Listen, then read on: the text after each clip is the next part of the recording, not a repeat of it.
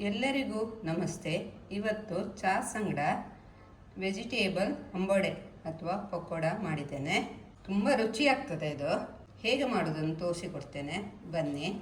1 glass ಕಡಲೆಬೇಳೆ ತಗೊಂಡಿದ್ದೇನೆ. ಈ ಗ್ಲಾಸಲ್ಲಿ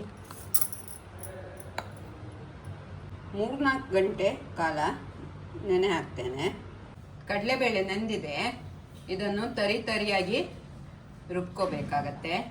Meanwhile, ಈ ಥರ ತರಿಯಾಗಿ ರುಬ್ಕೊಂಡು ಹಾಕಬೇಕು. 2 ಚಮಚ ಅಕ್ಕಿ ಹಿಟ್ಟು ಹಾಕ್ತೇನೆ. 1 ಈರುಳ್ಳಿಯನ್ನು ಚಿಕ್ಕದಾಗಿ ಕತ್ತರಿಸಿಟ್ಟುಕೊಂಡಿದ್ದೆ, ಅದು ಸೇರಿಸ್ತಾ ಇದ್ದೇನೆ.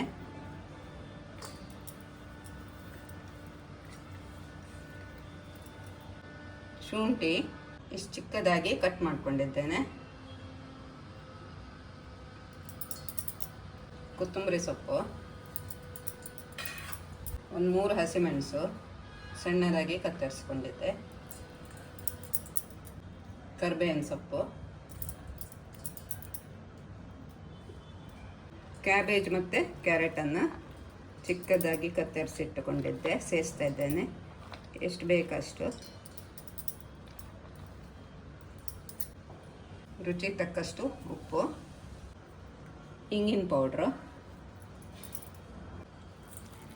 ಕಲಿಸುವ.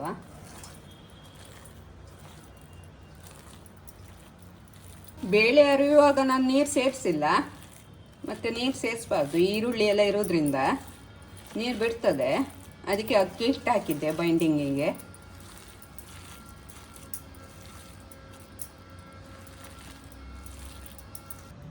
ಚಿಲ್ಲಿ ಫ್ಲೇಕ್ಸ್ ಹಾಕ್ತಾ ಇದ್ದೇನೆ.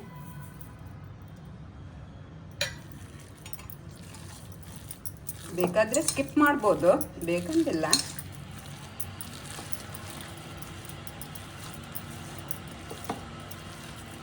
ಆಗಿದೆ ಇದು.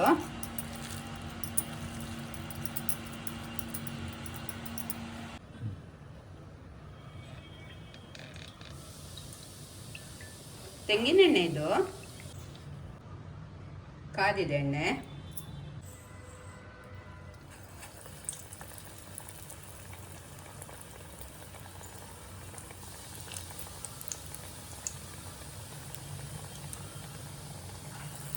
ದೊಡ್ಡ ಉರಿಯಲ್ಲಿ ಬೇಯಿಸಬಾರ್ದು.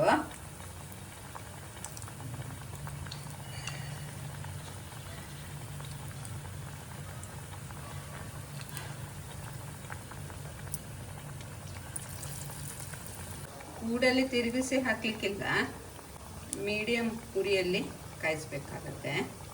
ಮುಗ್ಚಿ ಹಾಕ್ತಾ ಇದ್ದೇನೆ.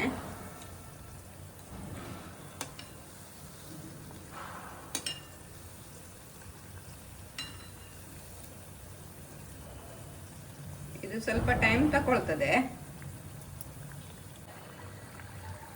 ಆಗಿದೆ, ಇದು ಹೊಂಬಣ್ಣ ಬಂದಿದೆ ನೋಡಿ.